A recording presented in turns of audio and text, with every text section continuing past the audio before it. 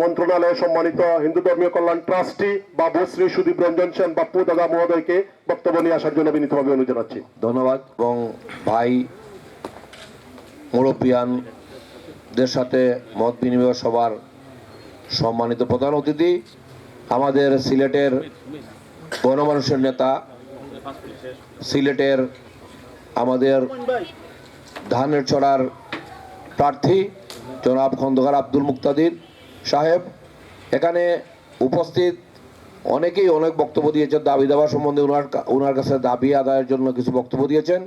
আমি শুধু একাই বলবো, আপনারা আগে ওনাকে ভোট দিয়ে সংসদে পাঠান, দাবি দেওয়ার জন্য ওনার পিছনে আপনারা হাঁটা লাগবে না, কারণ যে দাবি দাবা আপনারা ওনাকে বলেছেন এটা ওনার মনে থাকবে এবং আমি আশাবাদী আপনাদের দাবি দেওয়ার ব্যাপারে সোচ্চার হবেন এবং আপনাদের দাবি দেওয়া আদায় হবে। আর মন্দির নিয়ে কিছু কথা বলছেন, এগুলো আসলে উনি করতে পারবেন, কিন্তু এগুলা ছোটোখাটো কিছু মন্দির আছে, এগুলা ওনার নির্দেশে আমি আপনাদেরকে সহযোগিতা করতে পারবো। আপনারা ওনাকে বড় বড় কাজ বলবেন, এই ছোটো ছোটো কাজের জন্য ওনার কাছে দাবি করার কোনো যৌক্তিকতা আমি দেখি না। ঠিক আছে, আপনারা সবাই, আমার অনুরোধ, অনেক বছর আপনারা অন্য একটা দলকে ভোট দিয়ে সংসদে পাঠিয়েছেন, রাষ্ট্র ক্ষমতায় পাঠিয়েছেন। আমি আপনাদের কাছে একটা অনুরোধ করব, একটিবারের জন্য আপনারা আমাদের ধানের ছড়াকে ভোট দিয়ে জয়যুক্ত করে সংসদে পাঠান, রাষ্ট্র ক্ষমতায় পাঠান, আমাদের মুক্তাদির ভাইকে পাঠান।